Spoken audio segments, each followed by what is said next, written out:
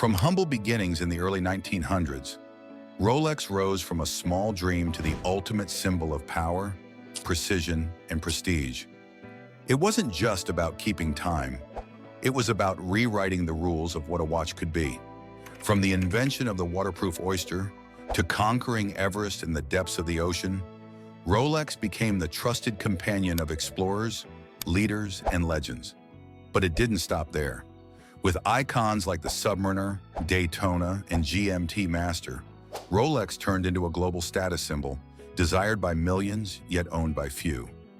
This is the untold story of how Rolex became more than a watch. It became the king of watches. In the early 1900s, when pocket watches ruled the world, one young man dared to imagine something different. His name was Hans Wilsdorf, and unlike most people of his time, he believed the future belonged on the wrist, not in the pocket. At just 24 years old, he founded a small company in London with one bold dream: to create a wristwatch that wasn't just stylish, but reliable enough to rival the accuracy of the best pocket watches. People thought wristwatches were fragile toys for women, but Wilsdorf refused to listen. He wanted a watch that could survive daily life, keep perfect time, and look elegant while doing it. That dream became the foundation of Rolex, a name that would later dominate the world of luxury and precision. What started as a daring vision was about to change timekeeping forever. Choosing the right name can make or break a brand, and Hans Wilsdorf knew it. He wanted something short, sharp, and unforgettable. Long names cluttered watch dials, and he needed a word that could fit elegantly on the face of a timepiece. After countless tries, he came up with Rolex. Just 5 letters, easy to pronounce in any language, and quick to engrave. It rolled off the tongue with confidence, carrying a sense of mystery and prestige.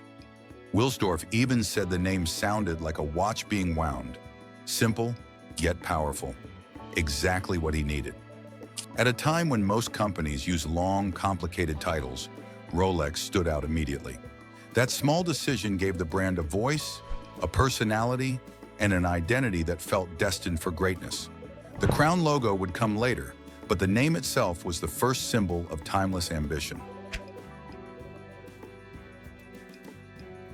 From the very beginning, Hans Wilsdorf knew that looks alone wouldn't make Rolex a success.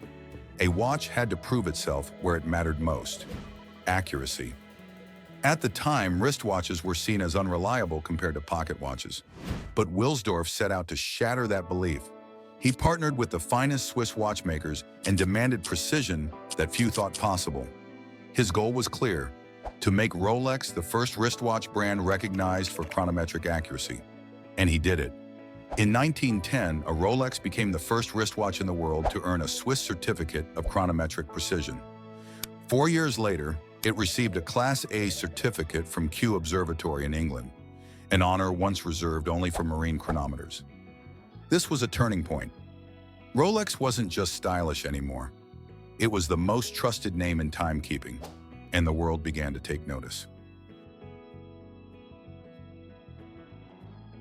In 1926, Rolex unveiled a breakthrough that stunned the watch world: the Oyster, the first truly waterproof wristwatch. Until then, watches were vulnerable to dust, rain, and even sweat. But the Oyster's sealed case protected the movement like a fortress. To prove it, Rolex pulled off a daring publicity stunt. British swimmer Mercedes Gleitze wore the Oyster as she attempted to swim across the English Channel. After more than 10 hours in freezing water, the watch emerged working perfectly. The story made headlines, and suddenly everyone knew the name Rolex. It wasn't just a watch anymore. It was a symbol of durability and trust. By solving one of the biggest weaknesses of wristwatches, Rolex turned skepticism into admiration. The Oyster wasn't just waterproof. It was proof that innovation and daring marketing could turn a small company into a global legend. Rolex didn't just stay in display cases. It followed explorers to the most extreme places on Earth. In 1933, Rolex watches soared over Mount Everest with the Houston expedition, braving the thin, icy air. Years later, Sir Edmund Hillary and Tenzing Norgay carried Rolex timepieces as they conquered Everest's summit.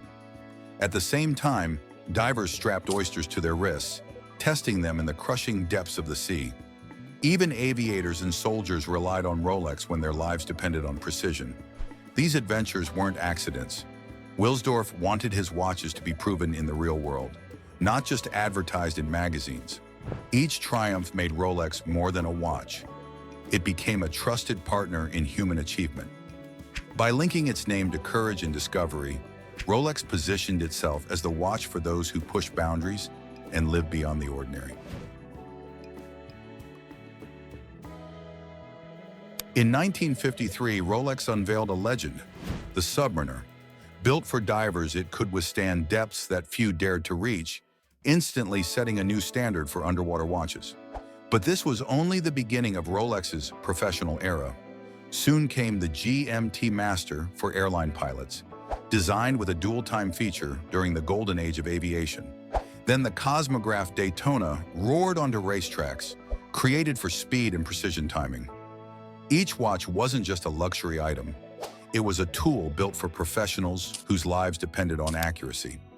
Yet these models quickly gained fame outside their intended worlds, worn by adventurers, athletes, and Hollywood icons. The Submariner on James Bond's wrist sealed its place in pop culture. With this era, Rolex proved it could dominate every frontier, land, air, and sea, while building an unmatched legacy of innovation and prestige. By the 1960s and 70s, Rolex had moved beyond being just a tool for explorers and professionals. It had become a global status symbol. Celebrities, world leaders, and business tycoons began wearing Rolex not only for precision, but for what it represented: success, power, and timeless style. Paul Newman turned the Daytona into a cultural icon, while US presidents and royalty proudly wore their oysters. The sight of the crown logo on someone's wrist sent a clear message. They had made it. Rolex advertising leaned into this image, highlighting stories of achievers who wore the brand. It was no longer just about telling time. It was about telling the world who you were. The watch on your wrist became a reflection of ambition, achievement, and influence. Rolex had crossed into rare territory. It was now both a tool of precision and a badge of prestige. Unlike many brands that flood the market, Rolex mastered the art of saying, less is more. The company deliberately kept production limited, creating an aura of exclusivity. Waiting lists stretched for months, sometimes years, and owning a Rolex became a privilege rather than a purchase. This scarcity wasn't by accident, it was a strategy. By controlling supply, Rolex increased demand and turned each model into an object of desire. Walking into a boutique didn't guarantee you'd walk out with a watch, and that only fueled the legend. Collectors began treating Rolex like fine art, with vintage models soaring in value. The brand became untouchable, blending precision with prestige and rarity. This calculated scarcity transformed Rolex from a luxury watchmaker into a cultural phenomenon, where owning one meant you belonged to an elite circle defined by patience, wealth, and influence. Rolex has always walked a fine line between staying true to its heritage and pushing the boundaries of watchmaking. While the designs remain timeless, the technology inside quietly evolved. Automatic winding systems, scratch-resistant sapphire crystals, and cutting-edge materials like cerachrom bezels and oyster steel gave Rolex watches unmatched durability. The brand also pioneered parachrome hairsprings and chromolite displays, ensuring precision and legibility in any condition. Yet through all these innovations, Rolex never abandoned its classic aesthetic. A Submariner today still echoes the design of its 1950s ancestor, and that familiarity is part of its charm. By balancing progress with tradition, Rolex created something rare in luxury, a watch that feels both modern and eternal. Each update is subtle but purposeful, proving that innovation doesn't always mean reinvention. Instead, it means making the perfect just a little bit better, year after year. Today, Rolex stands at the very top of the watch world, not just as a timekeeper, but as a cultural crown. It's the brand everyone recognizes, whether they know watches or not. For some, it's an investment. For others, it's a lifelong dream. Few products hold value the way a Rolex does, with certain models appreciating like rare art. But beyond money, Rolex represents achievement, reliability, and timeless style. The crown logo has become more than a symbol, it's a statement.